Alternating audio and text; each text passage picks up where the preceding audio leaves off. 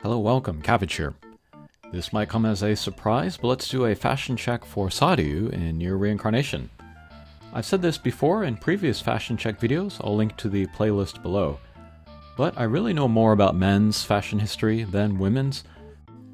But Saryu's costumes are very inspired by British uniforms for girls, which are very inspired by menswear, so I feel comfortable talking about them. And we'll talk about her 3 handout costumes in this video. Okay, but first we have the 2-star. And first we'll do the customary hat check. Is this big enough for her? The answer is yes. And then in Demus's video, I talked about how kind of like the designs of his hats kind of take into account his hair. And I feel like the same thing with Saryu here. But the thing about women is that they can get away with wearing much bigger hats than men. So to take into account like the fullness of her hair, I think is totally fine. And then although like the crown, the size of the hat, if you look at it from the outside, might look super duper big, on the inside they could build it so it's actually smaller and then fit maybe, a smaller sized head.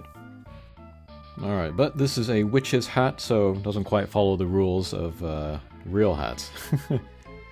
And then she's wearing her school uniform, and yes, very based on menswear. So we see a collared shirt with the turn-down collar, and then it's tied like a necktie, but as we can see, it only goes down to the middle of her chest, halfway down to her belt. And then a little kind of a ribbon or like shoelace tied around her neck as well. That would be a separate part from either the shirt or the necktie.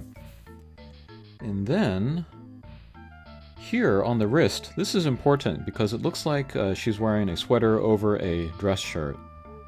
So we're seeing continuity from what she's wearing, like in her V-zone, under her neck, and then to her wrist. Actually, in a lot of previous fashion check videos that I've done, there is not that connection between the wrist and the neck, so this is actually pretty good. A lot of people that draw, they don't have a good knowledge about the anatomy of clothes, like how they actually work and are in real life, but this shows that they do know. And then I am guessing that the skirt and then the black top are 2 separates, because I see pleats in the skirt, and then I see more of a smooth, non-pleated front to her sweater, which is also tied to the sleeves, so I think it's a different garment. And then, over everything, she's wearing a double-breasted coat. We can see the 2 rows of buttons and then buttonholes.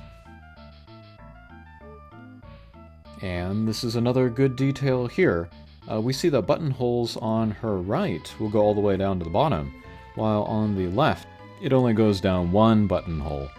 Because with the double-breasted, you're not going to be buttoning all of them in the back, you're only going to be buttoning the top one, but all the ones all the way down on the other side that shows. So that's a good attention to detail there. Alright, and we look at the collar. Very large collar again for being double-breasted, but short sleeves, very cool look. And then if we look in the back, we can see some belts. There are a lot of kind of features of this coat which share features with the classic trench coat, including this belt, which you can tie in the back, or you can tie around your sides, or just leave hanging. But it has some differences from your typical trench coat. It's rather flared from the waist down, although it could be just the volume of the skirt. And it's also on the short side. You can have trench coats go all the way down to your ankles, or they terminate at your knee. This would be mid-thigh here, so that's on the shorter side. And then short sleeves, of course, is not very practical. Trench coats you can wear in the rain. You can get the waterproofing treatment for it. But yeah, all black and gold, very cool. Almost looks like a anniversary costume. Alright, then we can look at her legs. She has some knee socks. And And then, yeah, I think we can see that. She's wearing a Mary Jane shoes, which is almost like a ballet flat, but has more of a sole, has more structure, and then has the strap across the vamp of the foot. Okay, I think that's all I have to say about 2-star Saryu. Alright, here we have a 3-star Saryu, and this was for Halloween. And does anybody remember that month? That was very strange, because this was the only thing for Halloween.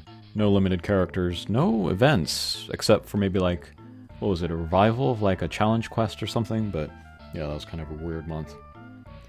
Alright, but let's get in. Let's look at her hat.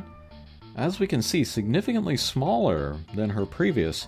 This would be much more kind of doable and reasonable in real life, I would say. Although you look at a lot of like cheap Halloween costumes, and they'll have very, very small witches' hats. This is about as small as I would go if I were to wear a witch's hat, which I don't think would ever happen.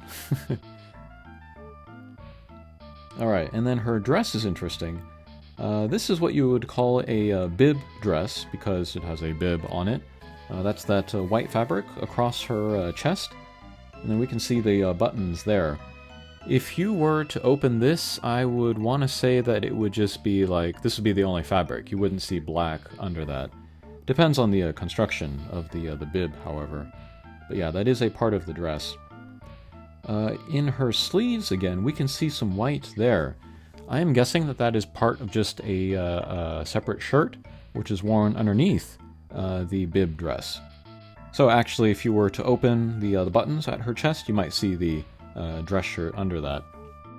And then we have a corset around the middle, which looks like a separate piece from the rest of the dress. And then I kind of get like a kind of a Puritan vibe. Very early Americas kind of vibe.